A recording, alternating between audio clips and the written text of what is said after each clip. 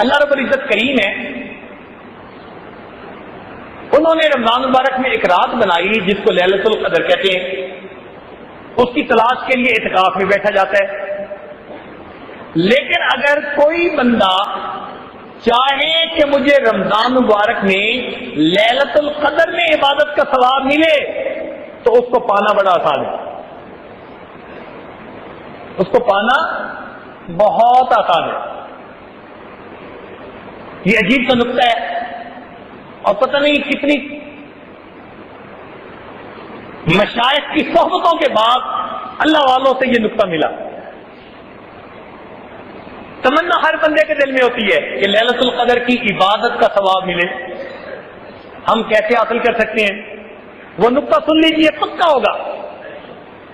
وہ کیسے کہ قرآن مجید میں اللہ تعالیٰ فرماتے ہیں کہ وہ ایک رات ہوتی ہے جو 1000 مہینوں کی عبادت سے بہتر ہوتی ہے۔ تنزل الملائکہ، اس میں ملائکہ نازل ہوتے ہیں، والروح، اور جبریل علیہ السلام بھی نازل ہوتے ہیں، فیہا بإذن ربہم من کل امر سلام۔ اب اس رات میں جو ہے سلامتی نازل ہوتی ہے، تو خیر و برکت اس رات میں نازل ہوتی ہے۔ کب نازل ہوتی ہے اس کا کسی کو پتہ نہیں، کوئی نہیں کہہ سکتا کس رات میں کتنے بجے وہ برکتیں نازل ہوں گی، مگر اللہ تعالیٰ نے ایک اشارہ کر دیا۔ مفسرین نے لکھا کہ پروردگار فرماتے ہیں کہ جس رات میں بھی وہ برکتیں نازل ہوتی ہیں ہے یا حتی مطلع الفجر، وہ مطلع فجر طلوع صبح صادق تک باقی رہتی ہیں۔ اب یہاں سے نقطہ ملا کہ جب بھی لیلۃ القدر کی رات ہوگی اس کی خاص برکتیں جب بھی شروع ہوں گی وہ شروع ہو کر صبح صادق تک ضرور رہیں گی۔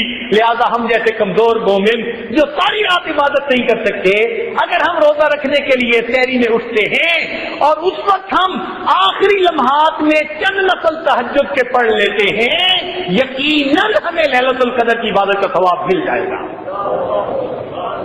اللہ رب العزت میں رمضان مبارک کی عبادت کو زیادہ سے زیادہ کرنے کی توفیق عطا فرمائے، اس مہینہ کو ہمارے لیے رحمت بنا دے، ہماری پریشانیوں کو دور فرما دے۔